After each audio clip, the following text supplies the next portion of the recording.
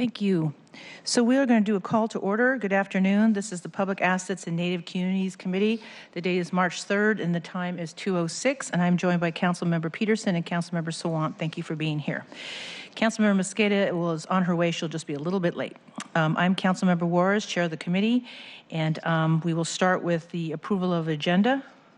If there are no objections, the agenda will be adopted. Seeing no objection, the agenda is adopted. I will go right to the chair's report. Today, we will discuss the reappointment of Kelly McCaffrey to the Seattle Parks District Oversight Committee. Following this will be a presentation by the Parks Department on the 6-year spending plan and the Metropolitan Park District Strategic Plan. We're just joined by Councilmember Herbold. Thank you for joining us. So at this time, I'm done with the chair's report. We will go to public comment. And Nagin, I'll have you read out the names. And again, you have 2 minutes for public comment. Please direct your comments to the 2 matters on the agenda, which are the reappointment and the 6-year Park Department presentation. So before you begin, make sure you state your name for the record. Nagin, how many people do we have signed up? 3 people. Okay, let's go ahead and call those people. All right, Joyce Modi is first. Hey, Joyce. Good afternoon. My name is Joyce Modi, and I'm chair of the Lifelong Recreation Advisory Council.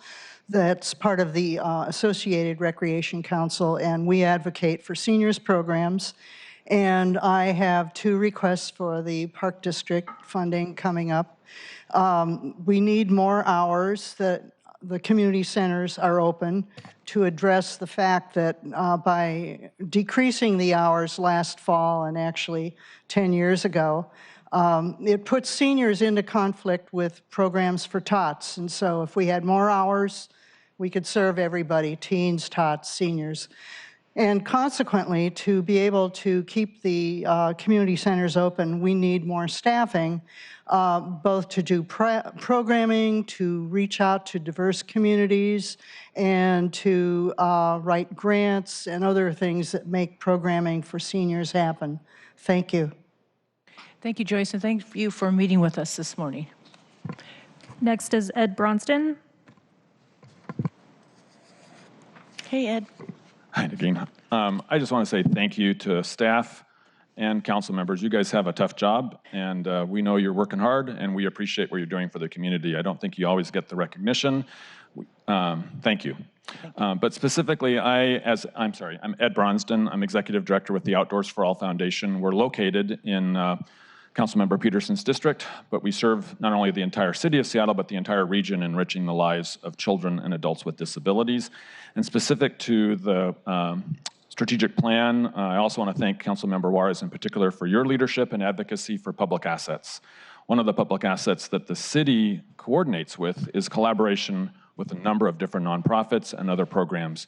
And I just want to continue to emphasize that we are all in this together. We want to continue to work with the city and continue to emphasize the importance of those partnerships and collaboration as a highly effective way to get things done. City can't be all things to all people.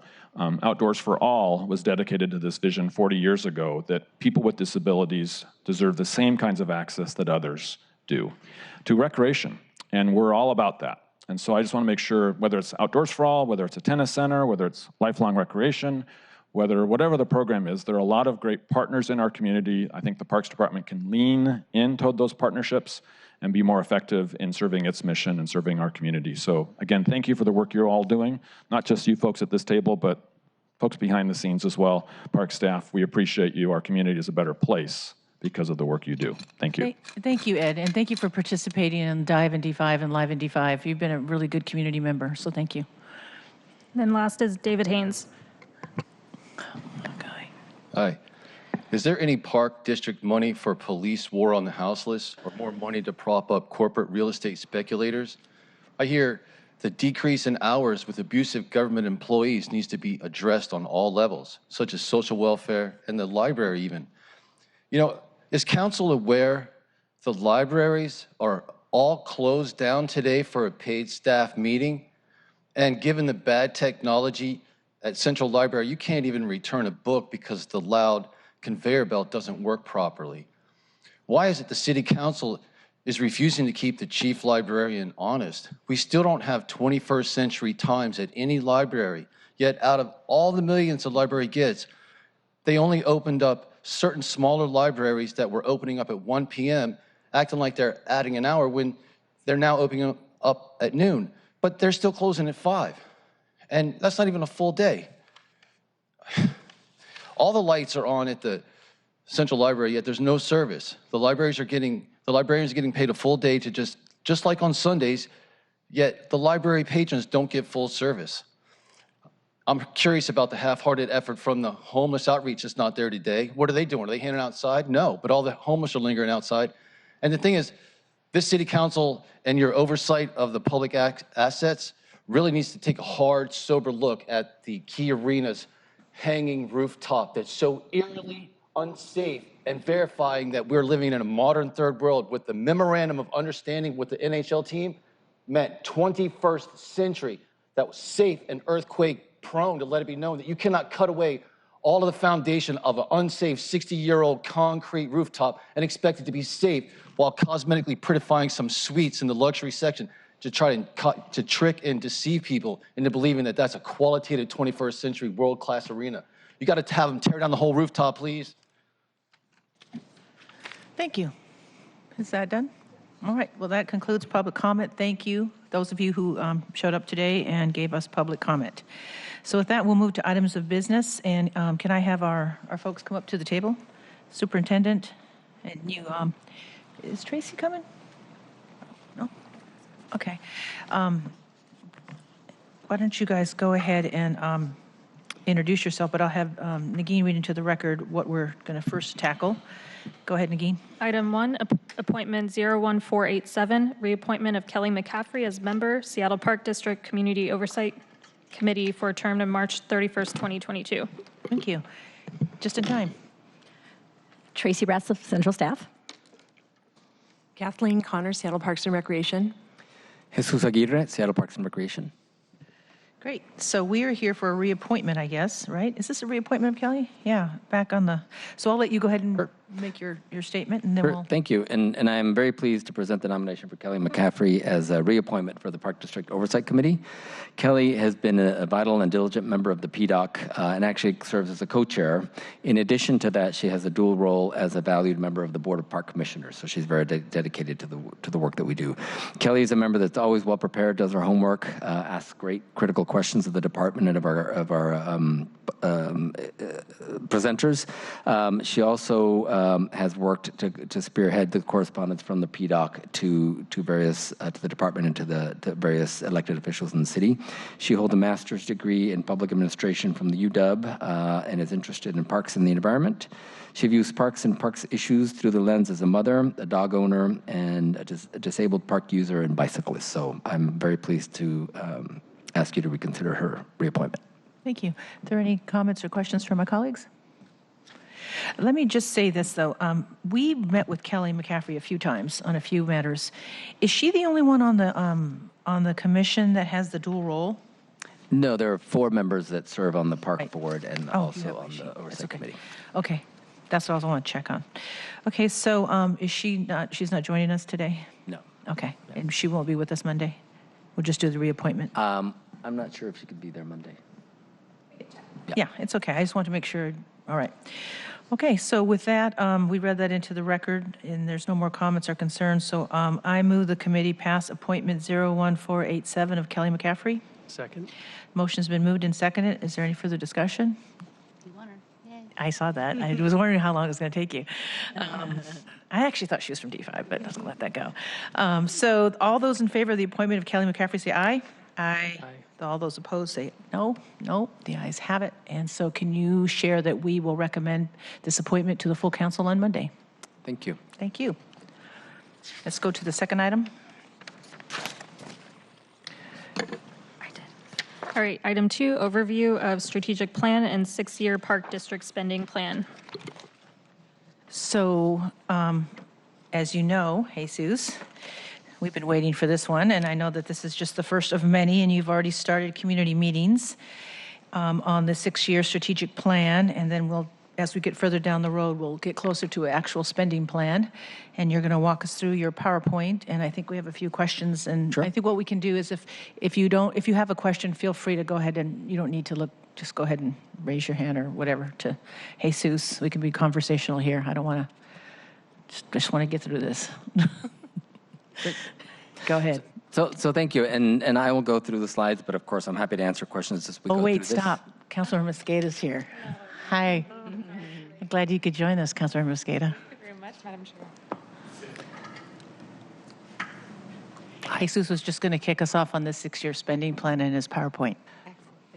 Okay. It's actually on the strategic plan. Strategic plan, I'm sorry, not the spending. The spending plan is sort of the next phase, and as I'm you said, excited we about the started the spending plan, conversations last night, and I want to thank the folks who presented.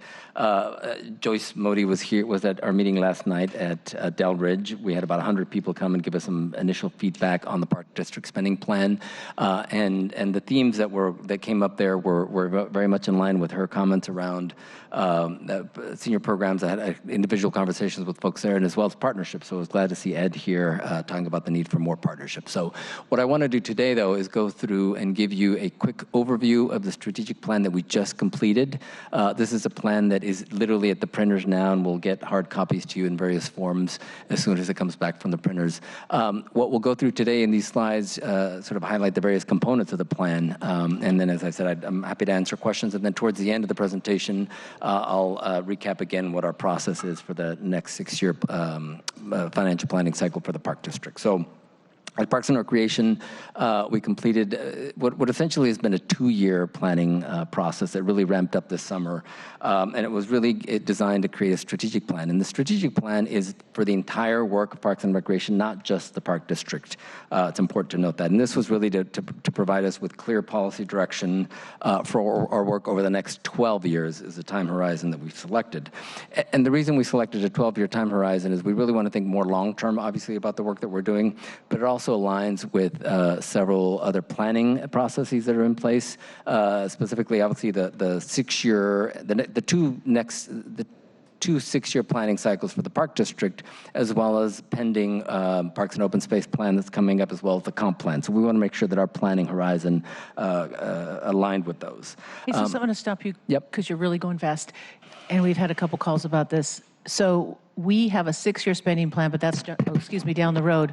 But what you're saying is you're looking at a 12-year spectrum here. Right. So the strategic plan is to cover the 12-year cycle, a 12-year planning horizon for all of our work. So as you recall, the Park District is just a portion of everything that we do. So this planning is for everything. Okay. But we want to align it, obviously, with the Park District. So that's why it's 12 years. So we have 2 6-year cycles within that. Okay, good. Yeah, Thank you. apologies. That's okay. And so this first slide kind of, and again, these are actual components from the strategic plan that we'll get to you as soon as it's done. But it's anchored really in this organizational framework with our vision, our values, and our mission, and really focused on the 3 categories of our vision: the healthy people, healthy environment, strong communities, and I'll go into these in a little more detail. We added a 4th pillar here that is around organizational excellence and making sure that we're continually striving to do the best work that we can possibly do. And then the other piece that I'll highlight that we added as part of the strategic plan speaks to equity, and we've created a pathway to equity that touches on all these 4 pillars and really articulates the way in which we're going to continue to focus our commitment on equity in the work that we do. And so some of the information on the slide really makes it pretty clear about why we're planning. So the city of Seattle has changed dramatically and continues to change. We know that, for example, since our last plan, the legacy plan that was created that led to the creation of the Park District in 2015, our population has grown by over 100,000 residents, which is actually almost meeting or surpassing the original 20-year projection that OPCD was telling us was going to happen. So we've done that in the first 5 years. And then as we were going through this plan, OPCD projects that within this 12-year horizon for our plan, they expect another 50,000 residents to move into the city. And again, we can see that some of that might even be might even be go even further than that. And so, in addition to the growth, there's these other challenges that we feel like it's our responsibility as we serve the residents of the city to make sure that we're responsive to these things. So, including the population growth, there's tremendous job growth, but there's also this growing wealth gap that really faces the residents that we serve, and of course, the homelessness crisis that we also Hey, Sus, can I slow you down for a minute? Yep. On the support solutions to citywide challenges, is that where you're plugging in the homelessness issue? Exactly. So this the bullet at the bottom is really sort of the principles, the foundational principles for our planning. And so when we went out and met with folks during this planning process, we sort of anchored the conversation in these concepts so that folks know this is what we're looking at and thinking about as we do our planning, and we expect folks to, we hope folks think about them as well. So certainly the supporting solutions to citywide challenges is about the fact that even though we're Parks and Recreation, we have a clear mission, we also don't work in isolation in the city, and so we are a part of that. So my concern is if we're going to have a bullet point for climate change, which is way out there too, that maybe we have a bullet point and make that an actual line item, that the homelessness issue, because that comes up for parks, whether we're talking encampments, where we're talking using services, when we had to do a response with the snow. At least for this council, I know that, and certainly this will come up again in budget, sanitary purposes, just servicing. We have, what, 27 community centers? Yep, 26. 26. And 27 parks? 480 parks. 480 parks. Well, then, Or so. okay. How many parks? Over 480 individual parks. Yeah. So I would like to see that as a bullet point to respond to, not as a side note, if you will. Sure. No, and I apologize for not That's okay. framing this conversation appropriately. So what I'm hoping to do is walk you through the process that we've gone to that, and then I'll share with you some of the strategies that we've identified as part of this process. And then those strategies are still high enough level. Then we're in the middle right now of meeting with all of our divisions to then create work plan items that are driven by these strategies. And so, for example, as we're doing our planning, understanding that we're part of citywide solutions, which include homelessness, of course, but for example, preschool and childcare are other things that kind of fall into this, supporting education, supporting, the health and things like that. So all of those you will see as we go through this. Hopefully you'll find all of those are incorporated in the strategies.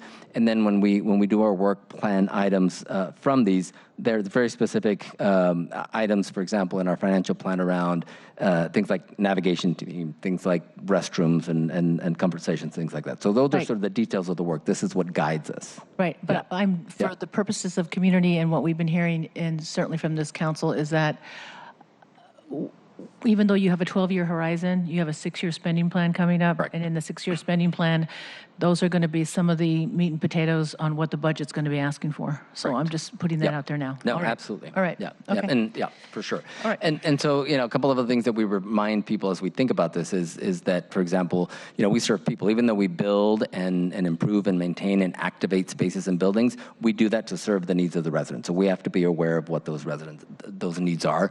We do it with equity at the forefront and understanding that we're serving the populations that actually have been misserved. We're looking to serve them first. We also think about the fact that all of the things that we've done, the way that we've done things in the past aren't necessarily the ways that we need to do them now and in the future, because again, the world has changed. So we have to sort of retrain ourselves and reset expectations in the community about how we do our work. A couple of others, you mentioned climate change. You'll see that throughout this plan as well, that there's some very specific items that respond to the idea that we are because of our footprint in the city and the connection we have to residents in terms of education, we absolutely have to make sure that climate change is at the forefront here for us, or at least mitigating those changes. And then the last one on excellent service, making sure that we are able to and have the capacity to do the work that we're being charged to do.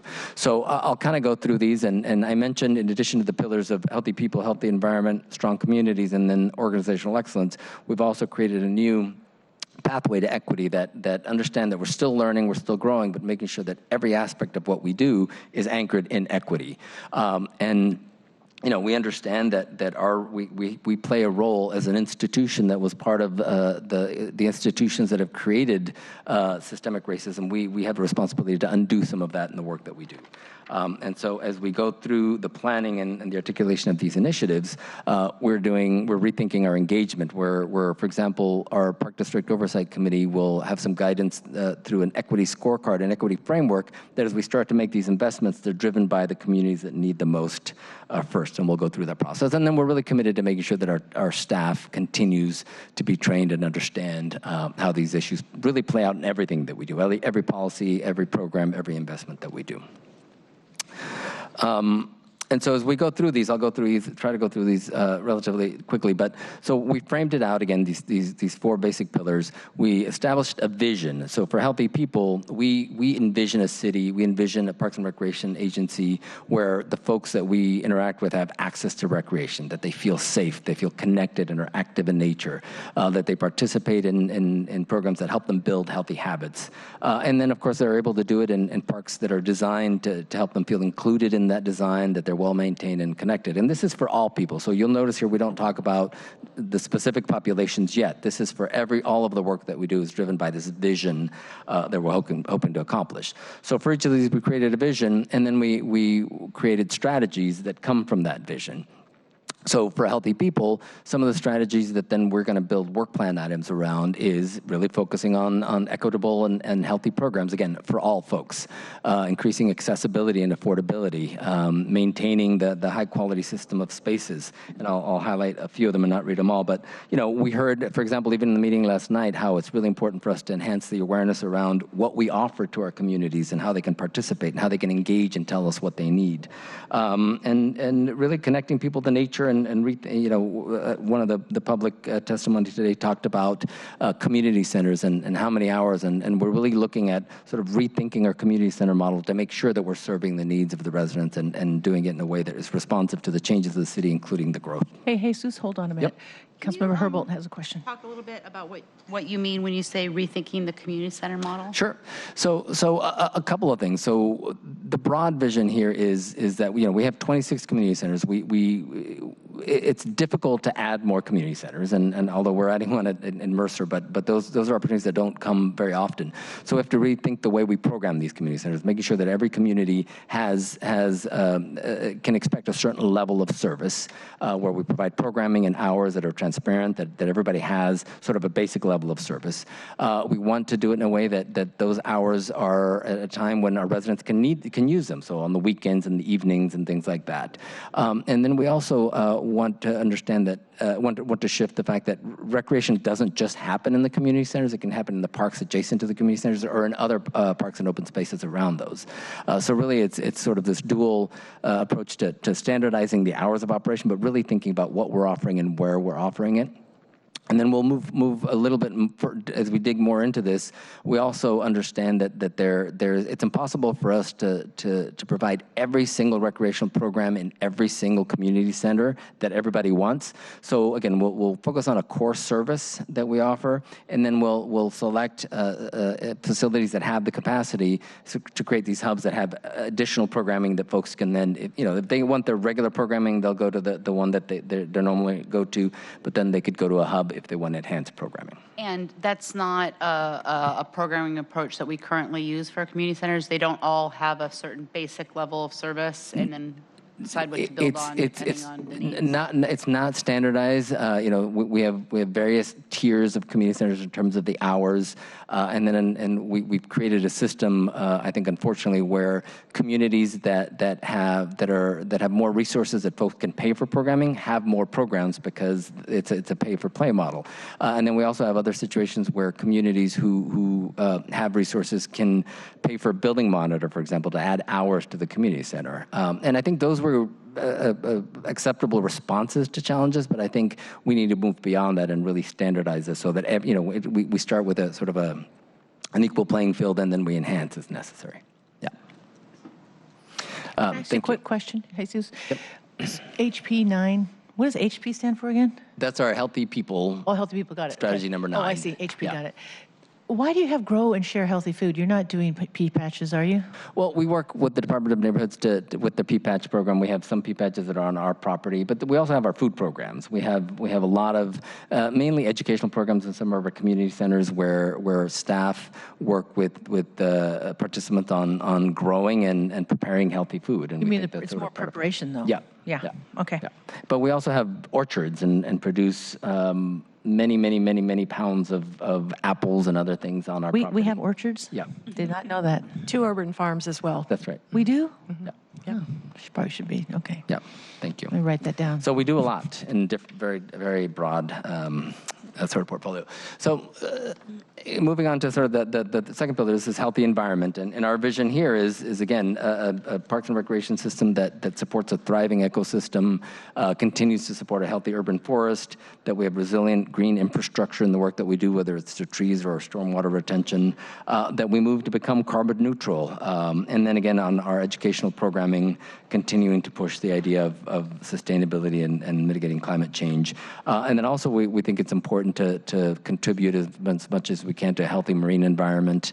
And then we heard this a lot during our engagement about the balance between passive recreation spaces as well as active recreation spaces. People want to be out and be able to also appreciate the passive side of things. Councilor Mosqueda, hold on. Oh, excuse me. Oh, I'm sorry, you had your hand up. Okay. Are you sure?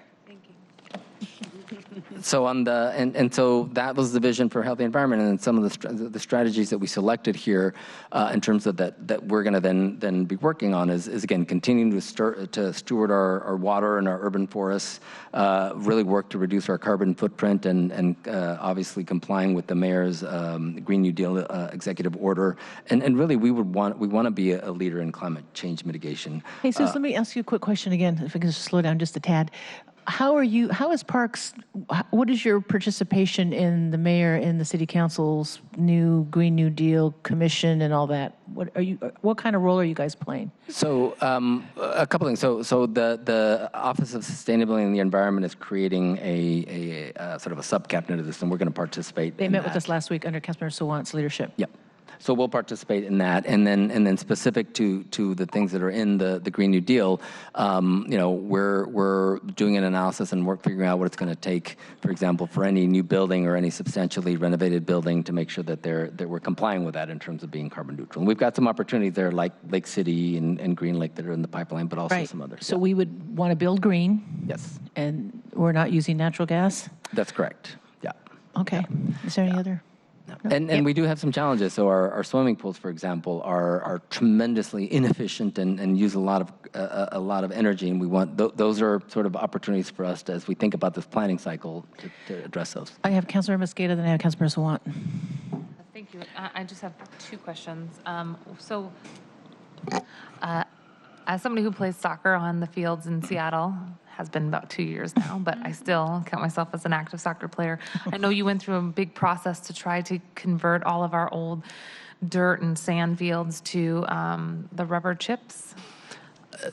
To the AstroTurf, yeah. AstroTurf. Or whatever, yeah. Are we monitoring the runoff from those fields as well, given the rubber that's used there? Yes, we've had a couple of studies done looking at the conditions on all of our fields for grass and the synthetic turf. We're currently we looked at Bobby Moore's. That was a pilot project using new infill material with, it was cork instead of the crumb rubber. Right. And so we were able to see from the baseline from the year before before it was built, what the environmental conditions were, and then we looked at them afterwards, and things are better. So things are better with cork? With cork. Okay. Yeah. So is that something that you all are recommending, that we transition away from the rubber AstroTurf to cork field? Yes. Right now, we're approaching it as we renovate them. It's about every 10 years we will be going through them and then replacing it with a different kind of infill material. Is it an urgent situation that requires us to act faster than that, though? None of the data that we've seen is sort of recommending that we move to that. Like, different jurisdictions are looking at it differently. We decided, even though there isn't sort of any data that clearly says that we shouldn't be doing this, we're moving away from it anyway. That's why we're sort of doing it. Anytime we replace any new field, we'll use something different. Anytime we replace the carpets, we'll use a different kind of infill.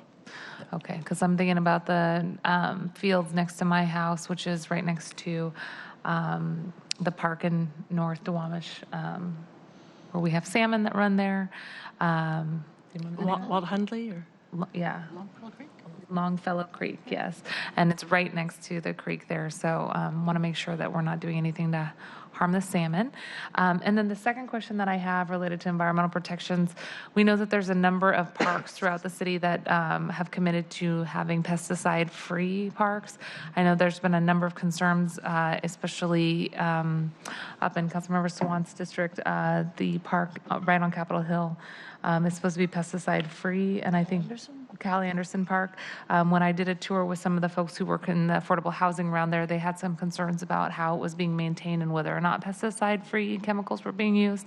Can you give us an update on those parks? Sure. Our agency-wide commitment is to move away from any glyphosate, so it would be pesticide-free. We also work with the city has sort of a working group around. I'm spacing out on the name of this group that deals with the Audubon? No, sorry. It's about sort of the city's own work around pesticides and other chemicals. And so, anytime there's a decision or a proposal to use some pesticides, we would go before that group and seek an exemption. We haven't sought an exemption, but we really look moving forward. Not for all pesticides. You're talking about Glyphosate. The Roundup is essentially what we're talking about. Yeah. Yeah. Councilmember Herbert, can you use your Yeah, mic? I mean, I think the fact that the city has a virtual ban on glyphosates, I think it's a little bit different than the maybe more aspirational goal of expanding that to other pesticides. And I mean, for instance, I know that there's the interest in moving some of our golf courses to I think it's the Audubon model of golf courses, and it's more expansive about than just being about pesticides. It's about water use and other asset management principles that are considered green principles. Along those same lines, and this might be something that has already been done and is no longer an issue, but I seem to recall there's also an effort to move away from gas-powered engines as it relates specifically to the equipment that the Parks Department uses to maintain park property. Just wondering where that's at. Yeah, no, we're definitely working on that. We're doing some piloting, trying to understand. And when we first started thinking about it, our concern was that the equipment that was available wasn't quite enough for commercial use. It's okay for residential use, but not for the 8-hour shifts that our folks do. That's gotten better, so we're piloting that. And I'm also happy to report that, for example, as we roll out the maintenance plan for the new waterfront park, that's going to be all electric. And so we're working to do much more of that as those opportunities arise. Yeah. And so is there, I mean, it's great that is the commitment for the waterfront park, but is there a goal and a timeline for the entire park system? There is a goal to move away on the small engines, the blowers and things like that. So we're piloting that now and are trying to understand what it's going to take to move to that. So part of it is getting the right equipment. Part of it is also making sure that there's the right infrastructure at the parks so that things can get plugged in and charged and things like that. I don't have a timeline yet, but we're moving pretty aggressively as part of the Green New Deal order as well. That's going to be part of what our commitment is going to be. And of course, we're also moving to on the broader fleet. So we have many vehicles as well, as you can imagine. So we're looking to electrify as many of those, reduce the mileage, in as much as even looking at our operations to make sure that we reduce the miles that trucks need to drive to serve a specific park. So we're very focused on that part of it as well. Councilmember Swan, I'm sorry. Are you sure? Oh, okay. Two quick questions to follow up. I thought are we using gray water on golf courses and soccer fields? I'm not sure the answer to that question. Do you know? We need an answer to that one. I don't think we're using it on golf courses, though. Excuse me, on fields. On We're using fields? regular Can we- irrigation. We need the irrigation question answered. And the second part was, I learned this from Councilmember Swan's committee before when she had Seattle City Light, when we were looking at the industrial and business and individual home models, how much electricity is being used. Do we have a count? Because I remember when Seattle City Light came, they kind of broke down, this is how much industrial, this is how much business, this is how much commercial, this is how much. what is it for homes? I don't know. I can't remember residential, what they called it. Do we have that? Do we have a number for parks? I don't have it at the top of my head. We have lots and lots of data on our usage across our buildings, both from the electrical side as well as water. I get these charts and graphs on a regular basis about all of the usability. I just don't have those numbers, but I'm happy to share Can we those get with approximation on that, particularly when we start up before the budget cycle? you. Sure, we can get you that. Yeah. Okay. If we can be more efficient, that's great, but I don't have a baseline to work from. Yeah. I probably should have brought this up to you a while ago, but it kept slipping my mind. So Councilmember Herbold brought that to my attention. But part of that is why it's important for us to move towards shifting some of these older buildings, right? We have older buildings that aren't efficient, and again, I mentioned our pools. Our pools are significantly old, and so yes, the efficiency isn't where we want it to be, but we have the data there. And that's the perennial issue we come back to when constituents come and my colleagues come forward, is that we have a lot of buildings that are inefficient in energy and use, and we have a lot of buildings that are just need to be retrofitted and old. And the brick and mortar piece, if we can't keep throwing good money after, I don't know what that saying is, good money after bad money after, whatever. Is that what it is? Whatever. We can't be throwing money at stuff that don't work anymore. I mean, if it were up to me, I'd just bulldoze it all and build all brand new stuff, but I'm not the queen of the city. I like to build big stuff, so, and they won't let me. So that's why I'm trying to get a baseline on this well before budget, and I actually have spoken to the executive about this, and so I'm going to try to, I'm giving you, we've had these conversations, Jesus. What I'm sharing isn't completely brand new to you, but we've never really got a grasp from parks just on the brick and mortar that we own, including golf courses and fields. How much of it is how green, if we had a spectrum, how green it is. We don't have that. Yeah, and so if we can start looking at that, and maybe that's part of our 6-year planning. Sure. Maybe that can become a piece of that's a data point that you report on to us, particularly now that we're in districts and people want to know how many community centers are in their district, how many parks are in their district, what's efficient, what's not, because a lot of times we have to tell people no, and it's hard for me to say no or yes when I don't have a lot of information. No, we're happy to provide that for you. Yeah. Councilmember Mosqueda. Thank you. I'm going to raise this in the healthy environment section because I think it can fit nicely in there. We mentioned golf courses already, and there's a number of questions that I know our community members have about the use of golf courses. I'm going to direct this to trying to expand how we increase the public's use of this space. Chambers Bay allows for people to walk around the golf course and use it as a running facility, walking facility.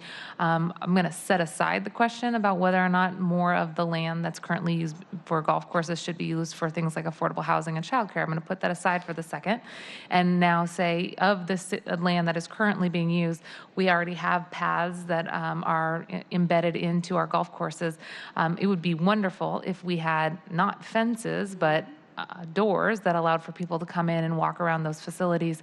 There's a golf course right behind my new house that I have in West Seattle, and I can see the path, and I can see the trees, and I can see the green space. I can't get to it. So what has the conversation been about opening those golf courses? I understand there's a liability question that would probably be raised about golf balls hitting people in the head or something, but if Chambers Bay can figure it out, what have we done to try to move towards that? Yeah, no, that's an issue that we also are very, very focused on in understanding how to diversify the activities, and whether it's just walking or we also do disc golf, we do track meets with the state and things like that. But we need to do a better job of balancing the regular golf operations with additional activities. That's something that we're looking at as well. And we are doing that at Jackson Golf Course. But when you say we need to do a better job, how do we do that? So part because of it I is, know, I mean, the community in the Junction has really wanted to have more multiple uses for a very long time, and you know how frustrated they are that golf course counts as against sort of their open space. Anytime we talk about adding new open space to that neighborhood, people point to the golf course and say that's your share, and it counts against, and puts you lower on the list of priorities of other communities who also deservedly need open space. So we can't have it both ways. Sure. It can't be an exclusive use for golf, and we still tell the community, no, we can't consider adding more multi-use open spaces. We need to figure out ways to make that space multi-use. Yeah, I agree, and this might be a frustrating answer, but part of the challenge is that, and we've done a couple of studies to kind of get at that answer, because unfortunately, a lot of this is driven by finances and driven by the model that we created for golf and expecting both to pay back some of the debt that's in there and sort of looking at the very specific models. And some of that, we actually are required by council action to do have certain fiscal policies that make it harder for us to bring in activities that aren't meeting the revenue goals. So part of what we're doing as some of this analysis is think about how do we pilot some of those things so that we understand what we can do, so then we can come back to council and change those policies so that we're not as reliant on sort of having to operate at under a certain fiscal model. And so that's part of the process, and then just working with the operators of the golf courses to make sure that we can find the sort of the right, because they're going to talk about liability, they're going to talk about balls and things like that. How do we do that? So it's driven a lot by the financing model, but we want to pilot some things to get away from that model so we can do more. Yeah. Councilmember Mosqueda. Okay, thank you. So I feel like this conversation's been happening for longer than I've been here, and I appreciate you signaling that there's also a fiscal generating request that came out of this council, but you would also imagine that it would be a financial benefit to have, let's say, one individual from a family out there golfing while the other individual from that family goes for a walk around the golf course. I could see that generating more interest and usage in the neighborhood for the green space that we have. And as we create a denser city, these green spaces are the backyard for our community. I don't have a backyard, right? And I would love to be able to walk in the neighborhood. In fact, on Longfellow Creek, for example, has some great walking paths that end at the golf course. And I can't go into the golf course. I have to go about a mile around the golf course and then pick up with the trail again. That makes no sense. And I know the same is true in a number of our neighborhoods. This is not just something that's in District 1. So I am hearing that what we need is councilmatic action to make sure that the use of that golf space was not prevented from being used because it's not revenue generating. And I would love to work with this council to see if we can get more folks out there using it as a walking or running space. I'm jealous of our friends in Tacoma who can just go to Chambers Bay and walk around and have that beautiful public space. So would like to do that. All right. Okay, says the chair. Consider it done. We're on it. Thank you. Go ahead, Jesus. Okay. Moving on to the third pillar, which is about strong communities. And again, we talked about Parks and Recreation system that supports these citywide priorities, and we'll talk about homelessness and things like that, of course, but also continuing to provide affordable and culturally relevant services for our communities. Looking at, we do a lot of community building by just bringing events together, either Parks and Rec-led events or other community events through permitting, programs that build community cohesion and lifelong learning, including limiting social isolation that some of our senior populations have to contend with, and again, focusing on that gathering space model that we do in connecting youth to the work. So that's sort of the vision, and in terms of the strategies. Sure. Yes, I'm sorry. No, that's all right. On the Connect to Youth and Community Gathering Spaces piece, I know that the Late Night program has recently celebrated its 30th? 40th, I think. Oh, 30th? that was 30th. Okay, sorry. Year, but it's a great program. It's on Fridays and Saturday nights in most community centers. I think there's still a couple community centers that's only on Friday nights. But I recently met with a person who has been really involved in civic life in the city for many, many years. Phil Fuji, he used to be an aide to Councilmember Chow many, many years ago, and was for a short time a deputy mayor. And he talked about the fact that there was once upon a time a vision for late night to sort of have a late night too, and that it not be focused away from recreation, but it be focused on the things that kids still would enjoy doing on a Friday or Saturday night, because of course the priority is getting kids to go to a community center on a Friday or Saturday night than being elsewhere. So you want to make sure that you're not programming it in a way that makes it like not cool. How do we do that? But they talked about the kinds of skills development things that kids like to do. And I see that there is a Great Night program at one of your community centers. It looks like it's only at Jefferson, and it's on Saturday nights. And it's focused on, I think, a little bit of an older age demographic, but it's got to focus on job and life skills. And so the question from Mr. Fuji was, whatever happened to that late night phase 2 idea for programming that is still fun and cool, but also useful? And just would like to know whether or not there are any thoughts about doing that in, whether or not that's, transforming the space into a recording studio one night, that sort of thing. Yeah, I think again, back to your question originally about sort of how we're shifting community center operations in general. There's a lot of that programming that took concurrent to this planning and the Park District financial planning. Our recreation division is also doing a lot of planning and rethinking a lot of the specific programs. So really understanding what are the types of programs that we will offer for each of the sort of age groups. And certainly the teens and young adults is a big part of that. And so how do we go from something successful like teen late night programs, and how do we build on those through some of these other strategies around, I think, job skills development. I think certainly all of the STEM and technology pieces, mentorship opportunities, all those things. So that's part of what that team is also putting together to continue to grow that. Yeah. Thank you. And then going through some of the other strategies here so we just talked about youth enrichment and other opportunities, and looking for other ways to leverage some of the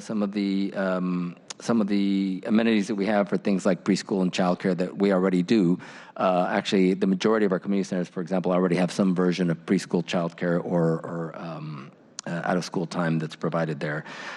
We think it's really important as we build these strong communities to continue our focus on free or low-cost programming, continuing to create sort of the opportunities for scholarships. And a big part of this piece is just supporting communities in whatever they need. So out-of-school time, public safety, in terms of our cleanliness of our facilities, job readiness, employment, all of these pieces that really support what our communities need. Hey, Zeus, can I make another suggestion too? Sure. Again, I know that we have the youth enrichment and the preschool, and I think we do need to have and keep reminding you about being age-friendly. Yes. And our elder services. I'm not seeing it anywhere in the PowerPoint on all the pages. Yeah. So I'm not trying to be critical. I'm just trying to highlight that. Besides parks, we all work hard to make sure that our elder community can age in place, just across the board. Everyone's committee, in the disabled community. So that when that's not on there, I know that you care about those things because we've worked on a lot of those issues together. And so again, I want to make sure that we have a place for that's a commitment that we have in your strategies and your overall 12-year goal and plan. Absolutely, and I will say that I'm just as an example. So this PowerPoint is sort of trying to summarize the entire document. Sure. So there's many more words that are in here that specifically deal with all of those issues, including a focus on our seniors and again combating things like social isolation, things like that. So it's in the plan. I apologize that it's not front and center in the PowerPoint, but it's not so much front and center. Yep. And I'm sure the other council members that represent districts get this. I know that with our community centers, they're not just places where people go to play basketball. Absolutely. We feed our elders 4 days a week, and we provide. So it's important. That's all. Absolutely. Okay. I completely agree with you. Thank you. Thank you for highlighting that. Councilmember Mosquito. Thank you so much. On item number 2 here, provide preschool and childcare. I've seen some of those facilities. They're amazing. It's a wonderful way to make sure that folks are getting into our community centers. Can you remind me, how is that management done? Is it certain organizations that we contract with? We have a little bit of many different things that happen. Okay. So we have, for example, ARC, our programming partner, runs some of these programs. We have some of our own out-of-school time opportunities that we do through, for example, 21st Century Learning Center funding that we get. Mm-hmm. And then we also have other facilities like the Miller Annex where we have a third-party provider who comes in and actually operates the preschool. So we have, in our 26 community centers, I believe 23 of them have some version of programming, and we have lots of different models. We also have several programs that are part of the Seattle Preschool, the SPP program. So part of what we're trying to do is not necessarily become experts in preschool and the need, but really working with our partners at DEAL to make sure that they help us identify the providers. And then another one that you probably know about as well, for example, is the Tiny Trees preschool that's outdoors. And they're a really creative, innovative program that actually is working with us to try to figure out how to license programs outdoors. And they work with the state to get some of those rules changed. So there's a little bit of all these things happening across the portfolio. If I might, thank you, Mr. Chair. Recognizing the partnership model that we have with some of our community providers for childcare and preschool, one of the things that has come up in relation to the coronavirus has been a number of entities, organizations, service providers have proactively decided to sort of shut down for the day to do sanitizing activities, or out of an abundance of caution if there's any concern around maybe a potential kiddo or family member that they just want to make sure that there's no viruses being transmitted at the organization, and we applaud them for that work. We want to be extra vigilant, especially right now, to make sure that we're not transmitting any diseases, and especially in places where we have vulnerable community members attending. In doing so, we also recognize that our sick and safe leave policy doesn't currently provide for parents to be able to access paid sick and safe days when a child care facility, for example, closes down out of an abundance of caution and not at the direction of an elected official or a public official. So, for example, if a school were to close because the superintendent or the mayor or the county exec decided that it was really important out of the public health concerns to close it and ordered it to be closed, parents can access sick leave to make sure that their day's wage is paid. But for some child care providers, including those I think that are working out of our community centers, right now our current statute does not say that those parents can access paid sick and safe leave. Our office, I just want to make sure our colleagues know this, our office is working on a legislative fix that would make it so that if any organization were to close its doors, it doesn't require a public official making that closure. One of our great organizations could decide out of an abundance of caution that they wanted to close it down for cleaning purposes or health-related concerns, and that would be a qualifying event for any of our parents to be able to access sick leave. So that's something that we'll be talking to the council colleagues about, but it does relate to parks in terms of your partnership with those child care providers and wanting to make sure that no parent fears that they're not going to earn a day's wage and that they can access those sick leave. It's just a small tweak that we're prepared to make in the next few weeks here. Great. Thank you.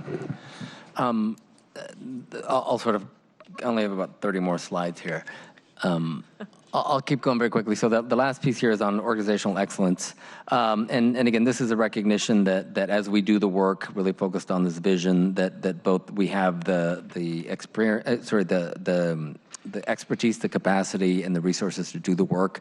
So we envision our agency as we achieve this is to, again, making our decisions grounded in equity, continuing to engage with our communities, having a team, recruiting the best team possible, training them, maintaining them, developing them, but also working on decision-making process that's inclusive so that the folks on the ground, on the front lines, are able to participate in these really important decisions that we do. So that kind of articulates the vision that we have there, and some of those strategies around this piece. Again, I've talked about equity and doing this equity analysis and this equity scorecard that we're talking about. We're also going to be pursuing national accreditation through the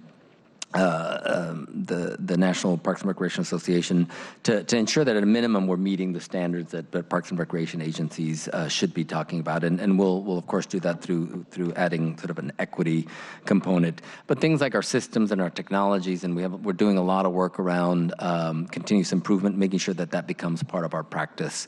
And then the other piece, just I'll highlight here, is on the continuing engagement. As we work to serve people, we want to make sure that we'll create this great plan, we'll publish it, we'll roll it out, but it doesn't do any good if we don't go back to our communities and ask them again to make sure that what they told us is what we're doing, and then that's actually still what they need for us to do. And sorry, and I forgot to mention each of these strategies or each of these components has a commitment to equity call out because we're working on this pathway to equity. So for example, on this one, it'll be really important as we're making these decisions and investments that we're doing it through a racial equity framework. And then we think about continuing to train our workforce on these issues. This is Nagine's favorite slide, just so you know. Great. Because she has favorite slides. That's impressive. So this just kind of, so all of I went over sort of the vision and some of the strategies just to give you a little background on how we got to this plan and then how it's going to lead into the Park District 6-year financial plan, at least this next 6-year financial plan. But, we've done a lot of engagement. As I said at the beginning, it's been a 2-year engagement process, really ramped up here over the summer. But we've done everything from looking at all the plans that we've done over the last 5 years, the legacy plan, the community center strategic plan, our parks and open spaces plan, off-leash area plan, et cetera. We've got a lot of plans that we've really looked at, spoken a lot with our own staff about what they see happening, what are the best practices. Of course, our 2 advisory boards, the Oversight Committee and the Park Board, and then as well as lots of engagement with the community, and that really ramped up this summer with the online as well as event participation in citywide events, and we held 2 Parks and Rec Fests to really get folks to come out and understand what we do, but then ask them what they wanted to do, what they wanted to see. And then we did lots and lots of surveying across the city, both from, we did a statistically valid survey that represents the demographics of the city, but also lots of smaller surveys, online surveys, door-to-door surveys, surveys at our kiosks in our community centers, and really did everything we could to just hear from folks. And then the blue components here talk about some of the task forces. So in addition to the general planning and listening, we had folks who are interested in various items like stakeholders around viewpoints and homesteads and trails, and had them do, they went off and did task forces and worked to come back and advise and provide some guidance to us. So Jesus, just slow down. So you've done 2 community meetings, Delridge. We've done one so far. One. Where was that at? Well, I'm sorry. So yeah, for the Park District. For the Park District. Park District planning, yeah. Here, I'll forward to those to tell you what we've done. Oh, did you do that while I was out of the room? Yeah, so that was still a strategic planning process. Oh, in terms of the, we'll get to the punchline here on the Park District planning process. Yeah. So this sort of gives you the very sort of tight timeline that we're on here. The little bubble on the left of 2019 tells you everything we've done in the past to lead up to this. But really between February and May is when the work of the Park District Oversight Committee really ramps up in terms of them listening from the public, digesting all of the things that we learned and have been sharing with them along the way, and then make recommendations to us. I will note that we've also been meeting with council members. Of course, we've met with you. We've met with Councilmember Peterson and Herbold and have meetings scheduled with others, and I would like to meet with all of them to sort of hear from them feedback that they've been from what you've been hearing from your communities, as well as any input you have on the next 6-year cycle, as well as the strategic plan. You'll be in Lake City Thursday. Yes, we'll be in Lake City on Thursday, and then we'll be at Van Asselt on Saturday. Okay. So these meetings will happen in March, and then between March and May, the Oversight Committee will take all of that and begin to put together some proposals. Concurrent to this, we're also working with the mayor and her office to identify her priorities and make sure that we're thinking about sort of what's next as part of the Park District. Once all that work is done, the mayor will transmit to you all in your role as the governing board for the Park District in August, sort of the next 6-year financial plan that then you all will have the opportunity to have hearings. We're trying to schedule that well before the recess. Yep. So we're not jammed like last time. But this is a big deal because it's the 6-year spending. I'm pushing the executive hard to get the numbers and a lot of the detail well before the recess, so I can share some of it and start talking to my colleagues and what the needs are, and what kind of like when we did the library levy, what the needs are, how much room we have here or there, based on the information that you bring back to us from committee. And Tracy, help me out here. We're trying to schedule a couple meetings before budget. So after the mayor submits her recommendation in August or late August, we are actually going to schedule 2 Park District meetings. One the very first week of the 2 are back from recess, I think the 10th, and then one on the 24th. where we will actually take up the spending plan and have discussions about council's interest in that spending plan and potential modifications.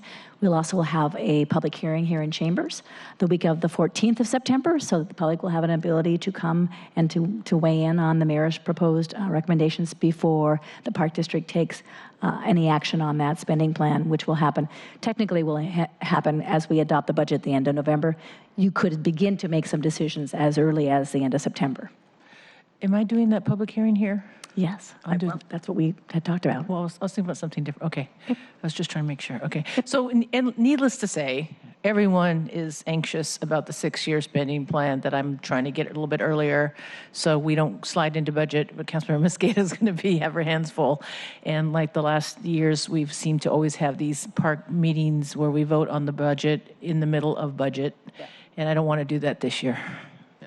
And to make your work even more complicated and give you more to do. So part of the creating a 6-year financial plan obviously includes our regular biannual budget. So we will go through that process, and we've got to do that budgeting work at the same time as we're doing this, so that because it all has to align and it all supports some of the same programs. I think the difference, and again, I'll say this and we can move on quickly, is keeping everyone, reminding them what the voters passed in 2014. What we can and cannot do on the Metropolitan Park District side. Keeping those kind of separate, but knowing that the MPD money is part of the Park District money. Right. And that's been the area where people get lost. So, and then sometimes, quite frankly, if Tracy didn't do me a flow chart a couple times, I'd get lost too. So we just want to be ahead of that. So thank you. Yep. Sure.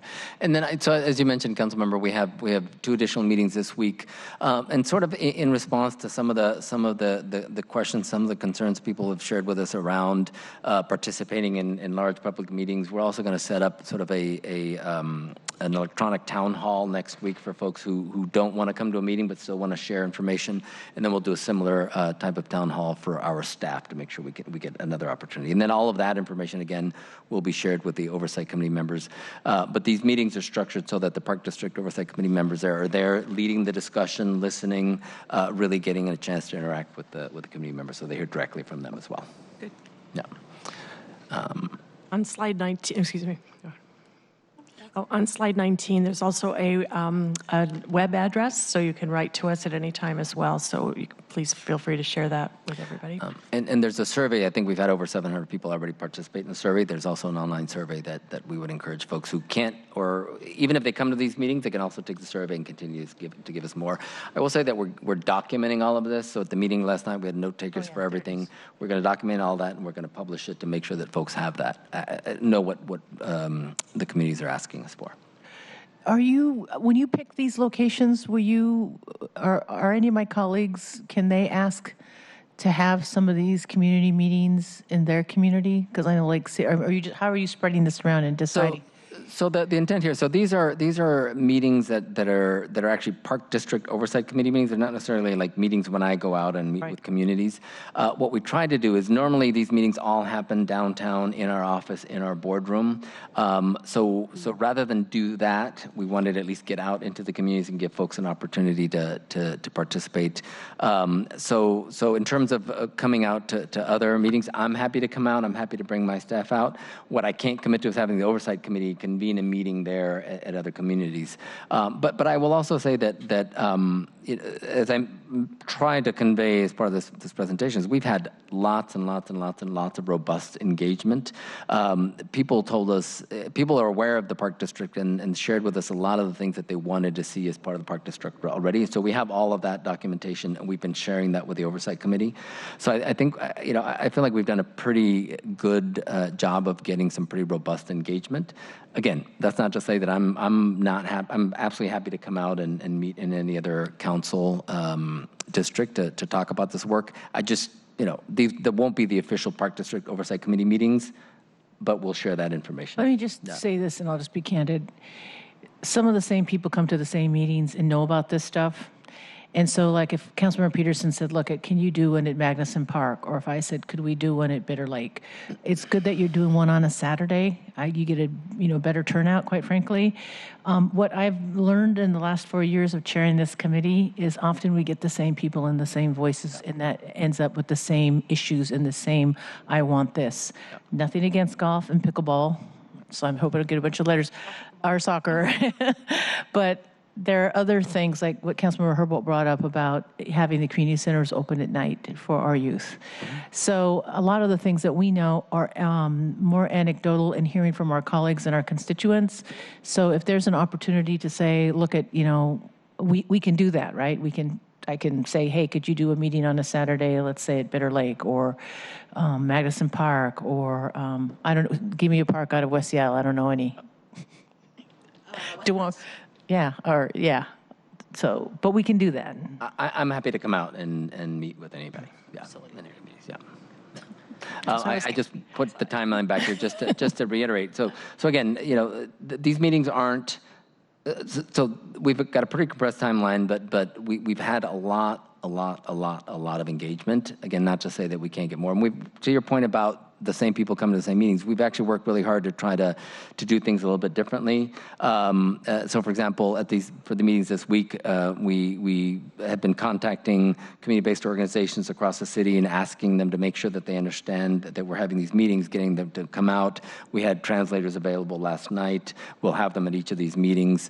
And we're, as part of the engagement for the strategic plan, we did door-to-door surveys for folks in up to 12 different languages. Again, to try to just make sure that we go out to the folks that don't always come out to us. But that's not to say that if we can provide additional opportunities for additional groups, I'm happy to support that. Thank you. Councilmember Mosqueda, did you have something? Yeah, thank you. As you look at the 6-year plan here, one of the things that I would love to know more about is whether or not the financial plan needs to be adjusted to address any new workforce challenges.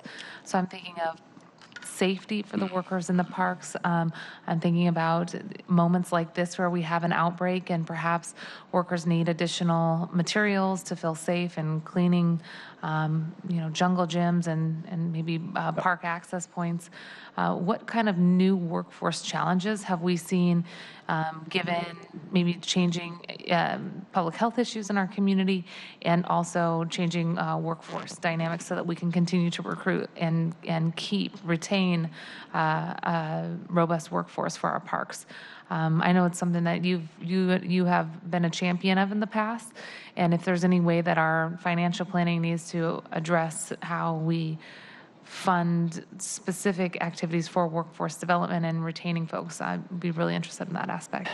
Yes, it is really important. So another thing that's happening concurrent to all of this is all of our divisions internally have been putting together proposals on some of their priorities, and particularly around this organizational excellence piece, which speaks exactly to your point, Councilmember, is this idea of how do we make sure that the staff have the resources that they need? How do we make sure that we have the right level of staffing for the work that we're doing, and then making sure that they're prepared for these new issues, whether it's members of the navigation team, or whether we have the right number of folks doing that, whether the folks that are cleaning our comfort stations, and even just basic things like we have some situations where we have some crew chiefs that are managing a whole lot of people that it just doesn't work, isn't enough. So we've got all of those in place, and then another set of proposals and requests that we're getting from our workforce development team, our HR team, to make sure that we address some of the challenges that you're talking about. Is how do we provide the right kind of development? Where do we set up a sort of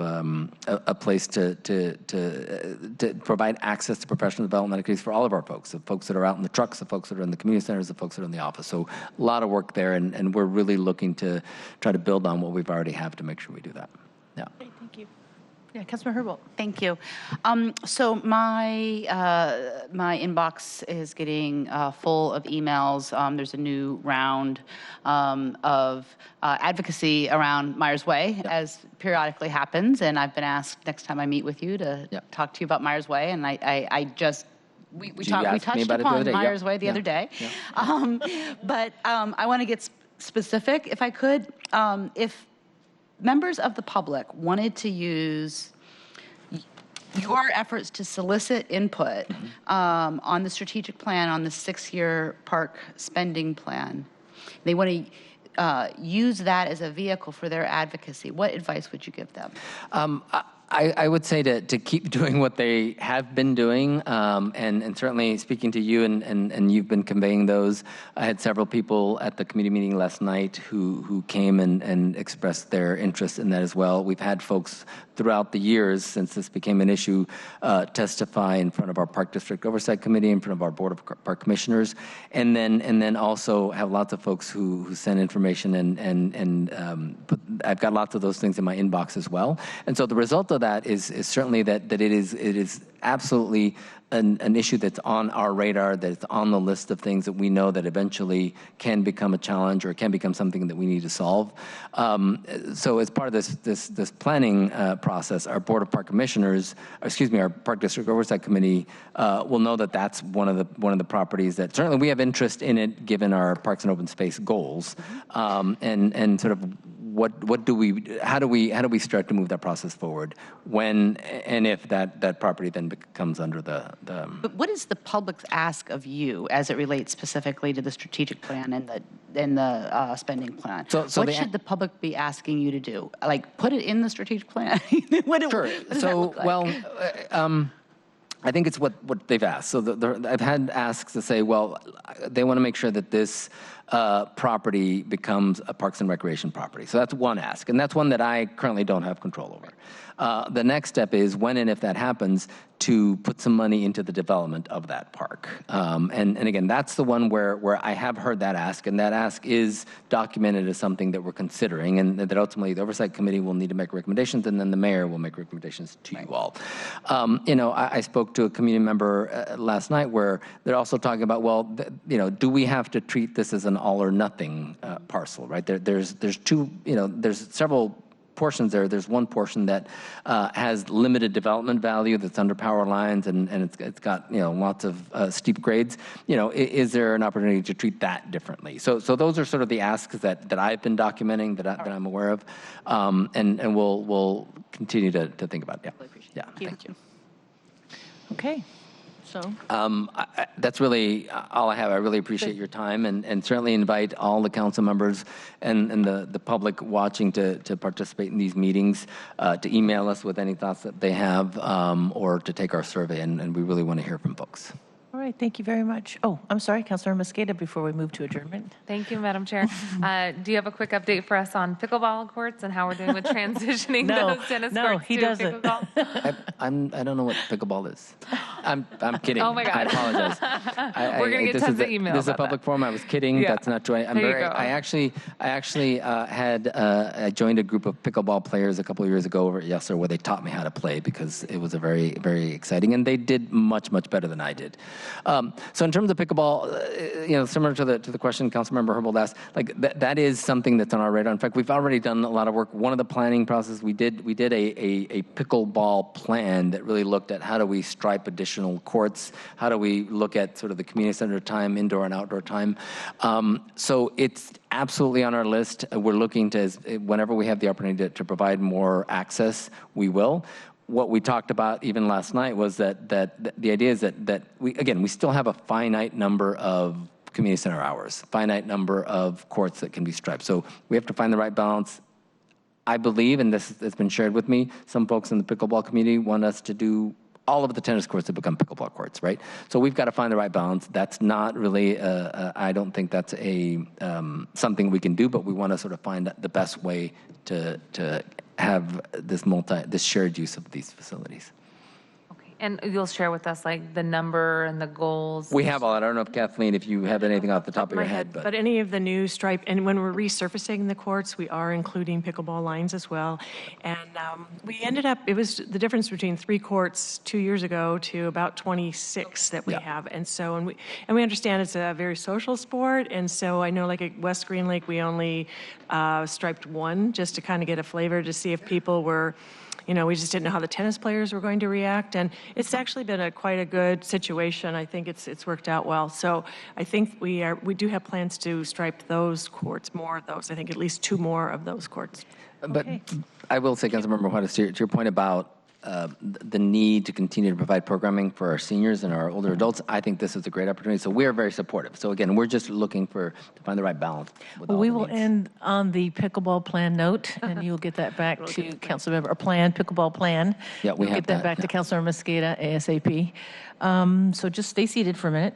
So we're going to move to adjourn, but before I do that, I want to just note that the next meeting of the Public Asset and Native Communities Committee will be Tuesday, April 7th at 2. And then also we're working with the tribes that are going to come and present. The Snoqualmie tribe, Muckleshoot, Suquamish, Tulalip are going to come and present either in committee or down in the Bertha Nights. We're going to do a series because we do have a government-to-government relationship with tribes, and they have a lot of social services and housing and education and healthcare issues that we can leverage, and they certainly want to work with us, so that's going to be exciting. And with that, we are adjourned. Thank you. Thank you.